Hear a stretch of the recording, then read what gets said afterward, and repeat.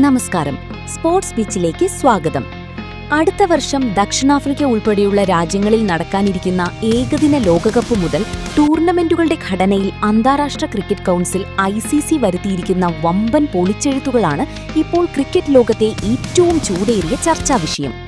ഏകദിന ലോകകപ്പിൽ പുതുതായി അവതരിപ്പിച്ച സൂപ്പർ 7 ഫോർമാറ്റും 2028 ഓസ്ട്രേലിയയിലും ന്യൂസിലൻഡിലുമായി നടക്കാനിരിക്കുന്ന T20 ലോകകപ്പിലെ സൂപ്പർ 10 ഘടനയും IPL മാതൃകയിലുള്ള കടുത്ത എലിമിനേറ്റർ മത്സരങ്ങളുമെല്ലാം ക്രിക്കറ്റ് പ്രേമികൾക്ക് വലിയ സർപ്രൈസാണ് സമ്മാനിച്ചിരിക്കുന്നത്.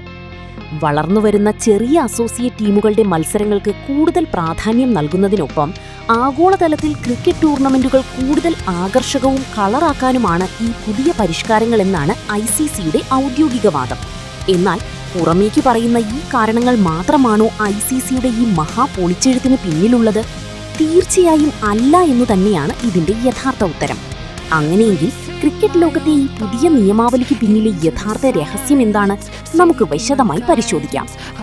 നിലവിൽ ആഗോള ക്രിക്കറ്റ് വിപണിയിൽ ഏറ്റവും അധികം കച്ചവട മൂല്യമുള്ളതും ലോകമെമ്പാടുമുള്ള കോടിക്കണക്കിന് ക്രിക്കറ്റ് പ്രേമികൾ ഒരേപോലെ ആകാംക്ഷയോടെ ഉറ്റുനോക്കുകയും ചെയ്യുന്ന ഒരൊറ്റ മത്സരം മാത്രമേയുള്ളൂ.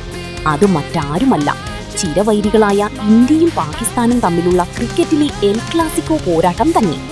ഇരു ടീമുകളും ഏത് ഫോർമാറ്റിൽ എവിടെ വെച്ച് കൊമ്പുകോർത്താലും അത് ക്രിക്കറ്റ് ചരിത്രത്തിലെ തന്നെ ഏറ്റവും ഉയർന്ന ടെലിവിഷൻ റേറ്റിംഗും TRPയും വരുമാനവുമാണ് സംഘാടകർക്ക് സമ്മാനിക്കാറുള്ളത്. ലോകകപ്പ് പോലെയൊരു മഹാവേദിയിലാണ് ഈ ഇന്ത്യ പാക് പോരാട്ടമെങ്കിൽ അതിന്റെ ഹൈപ്പും ആവേശവും മറ്റൊരു തലത്തിലായിരിക്കും. ഈ വലിയ സാമ്പത്തിക ലാഭം ലക്ഷ്യമിട്ടു തന്നെയാണ് സമീപകാലത്തെ ICC ലോകകപ്പുകളുടെ ചരിത്രമെടുത്താൽ ഇന്ത്യയെയും പാകിസ്ഥാനെയും ഒരേ ഗ്രൂപ്പിൽ തന്നെ എല്ലായ്പ്പോഴും ഉൾപ്പെടുത്താറുള്ളത് എന്ന് വ്യക്തമാകും. ഇപ്പോൾ ഏകദിന T20 ലോകകപ്പുകളുടെ ഘടനയിൽ ICC പെട്ടെന്ന് വരുത്തിയ വിപ്ലവാത്മകമായ മാറ്റങ്ങൾക്ക് പിന്നിലും ഇതേ ഇന്ത്യ പാക് കച്ചവട തന്ത്രം തന്നെയാണ് ഒളിഞ്ഞിരിക്കുന്നത്. മുൻ BCCI മേധാവി കൂടിയായ ജീഷ ഇപ്പോൾ ICCയുടെ അമരത്ത് തന്ത്രപ്രധാനമായ സ്ഥാനത്തുള്ളതിനാൽ തന്നെ ഈ മാസ്റ്റർ പ്ലാനിന് പിന്നിൽ അദ്ദേഹത്തിന്റെ തന്നെ ബുദ്ധിയാവാമെന്നും ഏറെക്കുറെ ഉറപ്പിക്കാം.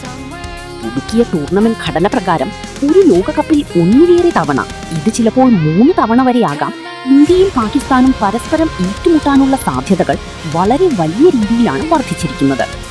ആദ്യം നമുക്ക് അടുത്ത വർഷം നടക്കാനിരിക്കുന്ന 2027 ഏകദിന ലോകകപ്പിലേക്ക് വരാം. അവിടെയാണ് സൂപ്പർ 7 എന്ന പുതിയൊരു റൗണ്ട് ICC അവതരിപ്പിച്ചിരിക്കുന്നത്. പൂർണ്ണമായും റൗണ്ട് റോബിൻ രീതിയിലാണ് ഈ റൗണ്ട് നടക്കുക. ഇതോടെ ഗ്രൂപ്പ് ഘട്ട മത്സരങ്ങൾക്ക് ശേഷം ഇന്ത്യയും പാകിസ്ഥാനും രണ്ടാമതും മുഖാമുഖം വരുമെന്നത് 100% ഉറപ്പായി കഴിഞ്ഞു. 2012 മുതൽ ICC ഇവന്റുകളിലെല്ലാം ഇരു ടീമുകളും ഒരേ ഗ്രൂപ്പിലാണ് കളിച്ചുകൊണ്ടിരിക്കുന്നത് എന്നതിനാൽ വരാനിരിക്കുന്ന ഏകദിന ലോകകപ്പിലും ഇതിൽ മാറ്റം വരാൻ ഒട്ടും സാധ്യതയില്ല. അതായത് ആദ്യം ഗ്രൂപ്പ് ഘട്ടത്തിലും പിന്നീട് കടുത്ത പോരാട്ടങ്ങൾ നിറഞ്ഞ സൂപ്പർ 7 ഘട്ടത്തിലും ഇന്ത്യയും പാകിസ്ഥാനും പരസ്പരം കൊമ്പുകോർക്കും. ഈ 2 ഘട്ടങ്ങളും വിജയകരമായി താണ്ടി ഇരു ടീമുകളും മുന്നോട്ടു പോയാൽ പിന്നീട് നടക്കുന്ന സെമി ഫൈനലിലോ അല്ലെങ്കിൽ മഹാഫൈനലിലോ വീണ്ടും ഒരു ഇന്ത്യ പാക് അംഗം കൂടി ആരാധകർക്ക് പ്രതീക്ഷിക്കാം.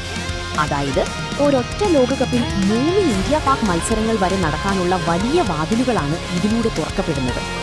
2028 നടക്കാനിരിക്കുന്ന T20 ലോകകപ്പിന്റെ കാര്യവും ഒട്ടും വ്യത്യസ്തമല്ല.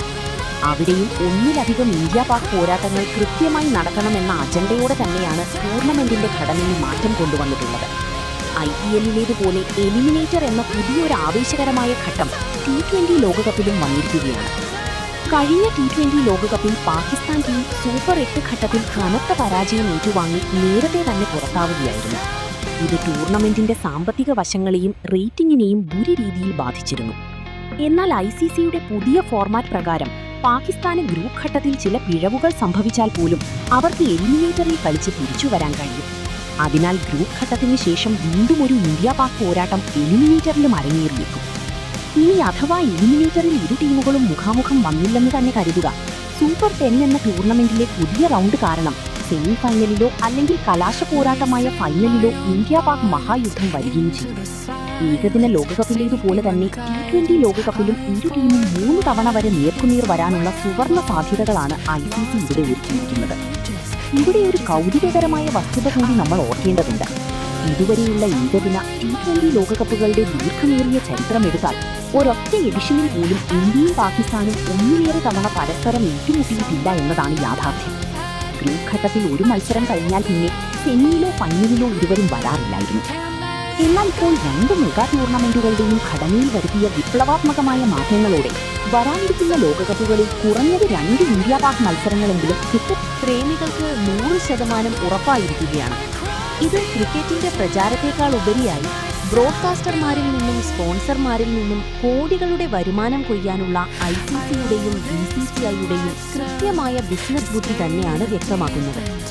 ക്രിക്കറ്റ് എന്ന ഗെയിമിനെ ജനകീയമാക്കുന്നു എന്ന ലേബലിൽ ICC കൊണ്ടുവന്ന പുതിയ വേൾഡ് കപ്പ് ഫോർമാറ്റുകൾക്ക് പിന്നിൽ കോടികളുടെ കച്ചവട തന്ത്രങ്ങളാണ് ഒളിഞ്ഞിരിക്കുന്നത്. ആരാധകർക്ക് ഇത് കൂടുതൽ മത്സരങ്ങളുടെ ദൃശ്യവിരുന്ന് സമ്മാനിക്കുമെങ്കിലും വരും ദിവസങ്ങളിൽ ഈ ഫോർമാറ്റ് വലിയ ചർച്ചകൾക്ക് വഴി തുറക്കും. എന്തായാലും വരാനിരിക്കുന്ന ലോകകപ്പുകളിൽ ഒന്നിലധികം തവണ ഇന്ത്യ-പാക് പോരാട്ടങ്ങൾ കാണാൻ സാധിക്കുമെന്ന ആവേശത്തിലാണ് ആരാധകർ.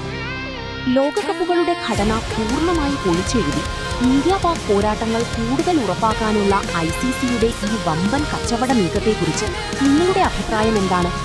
കളിയിലെ ജനപ്രീതിയേക്കാൾ ഉപരിയായി ICC പണത്തിന് മാത്രമാണോ മുൻഗണന നൽകുന്നത്? ജയ്ഷായുടെ ഈ പുതിയ മാസ്റ്റർ പ്ലാൻ ക്രിക്കറ്റിന് ഗുണം ചെയ്യുമെന്ന് നിങ്ങൾ കരുതുന്നുണ്ടോ? നിങ്ങളുടെ വിലയേറിയ ചിന്തകളും പ്രതികരണങ്ങളും താഴെ കമന്റ് ബോക്സിൽ രേഖപ്പെടുത്താവുന്നതാണ്. ക്രിക്കറ്റ് ലോകത്തെ ഇതുപോലുള്ള ഏറ്റവും പുതിയ വാർത്തകൾക്കും കൃത്യമായ സ്പോർട്സ് വിശകലനങ്ങൾക്കുമായി ഞങ്ങളുടെ സ്പോർട്സ് പിച്ച് ചാനൽ ഇപ്പോൾ തന്നെ സബ്സ്ക്രൈബ് ചെയ്ത് ഫോളോ ചെയ്യുക.